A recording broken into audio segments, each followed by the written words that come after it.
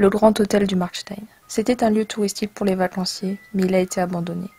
Beaucoup disent qu'il a été abandonné car il était hanté, d'autres disent qu'il n'a jamais réellement existé.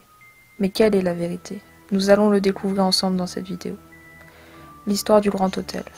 Le Grand Hôtel du Markstein a été construit en 1927 par la famille Schlumberger de Guebwiller. Il a ouvert ses portes pour la première fois au public en 1930. En 1934, l'hôtel a subi une période difficile et ils sont passés en liquidation judiciaire. La caisse de retraite d'Alsace-Lorraine a racheté l'hôtel par la suite en le laissant partiellement à l'abandon. Pendant la Seconde Guerre mondiale, l'armée allemande s'en est servie comme refuge et lieu de décision stratégique. À la fin des hostilités, la caisse de retraite d'Alsace-Lorraine a fusionné avec la SNCF qui l'a exploité pour les colonies d'apprentis. Néanmoins, cela n'a pas duré et l'hôtel a de nouveau été abandonné. En 1950, l'abri fut créé pour permettre aux touristes de se restaurer.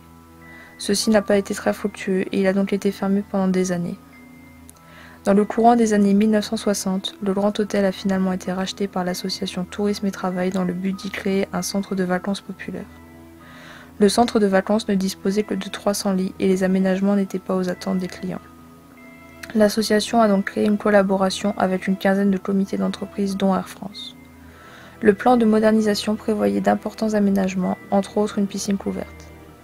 L'objectif était la création d'un centre à mi-chemin entre l'hôtel et le village de vacances, avec 375 lits, des chambres tout confort, un restaurant, un bar et des salles d'animation, de conférences et de détente, ainsi qu'une école de ski de fond.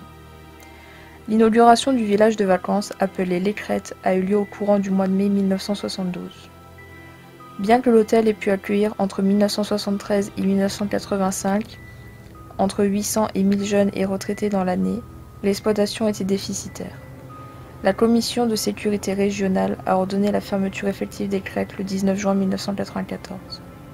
Après 17 ans passés dans le plus grand des abandons, le centre de vacances a été racheté par le syndicat mixte du Markstein en 2012, qui voulait en faire le centre névralgique de la station vosgienne. Les ruines furent rachetées 400 000 €, mais il fallait compter environ 3 millions d'euros supplémentaires pour les travaux. L'abri, construit en 1950, a vu son dernier étage et l'entièreté de sa toiture détruite par un incendie en 2014.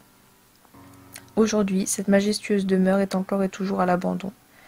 Beaucoup de personnes viennent la voir de l'extérieur, mais rares sont ceux qui osent s'y introduire. Nous allons vous montrer ce que nous avons pu voir du Grand Hôtel du Markstein, et vous rappelons que l'exploration d'endroits abandonnés est toutefois illégale et dangereuse.